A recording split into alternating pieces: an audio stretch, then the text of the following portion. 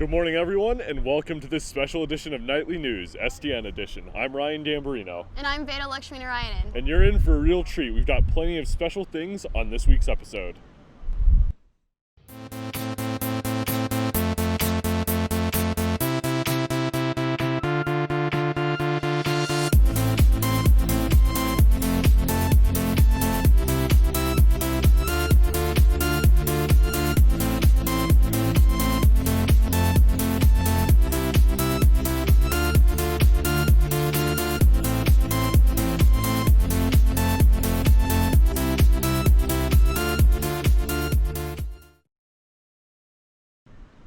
This year we packed up our camera gear and flew out west to the beautiful city of Anaheim in the Golden State of California. That's right. From the cliff-lined beaches to the bustling cities, California has scenery of all sorts, making it the perfect place for a film competition. So right now we're going to take you behind the scenes and show you a little bit of our story and our recap.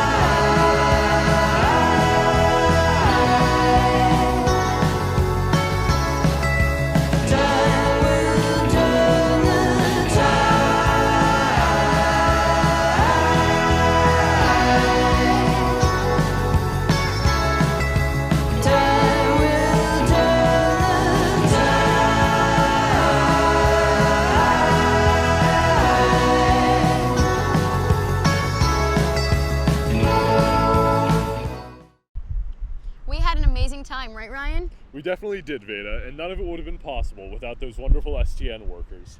Let's check out Madison Gibney's package on making it happen. My name is Ed Gaylor. I'm a trade show teamster. I've been a Teamster since 1966. But we basically move freight into the convention center or the hotel. And we actually handle all the freight 4 times. We unload the trucks and we take it in, and then decorators usually assemble the booths. But it's been a lot of hard work, 22 years of pushing stuff around and lifting freight. When I first started, I didn't know anything, and there was a whole crop of us that started at the same time, and none of us really knew what we was doing, and it was trial and error, and we tried every harebrained scheme that we could think of to make our job easier, and we ended up with a whole list of things you don't want to do because it's not going to get you anything. The trade show business is not cheap, so you got to make sure each individual customer has a smile on the face about whatever it is that you've done. Every 10 days there's a new show in town, so you got to get used to different freight, different people, different type of show. That's what's exciting about the job. It's not boring. It's never the same thing every day. In this business, you got to think on your feet because stuff changes constantly. So it's just step by step. You learn by other people's mistakes. You learn by your own mistakes, and you stick real close to your list of don'ts. You don't ever do this, and you don't ever do that. You're not going to get yelled at or sent home or fired. It's show business. You have to make it happen.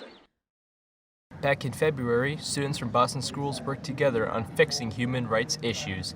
Here is Jennifer Orlinsky and other students with more information. Today, the Global Citizenship Program was happy to partner with Youth Futures International and Education First to bring in a design thinking challenge on human rights.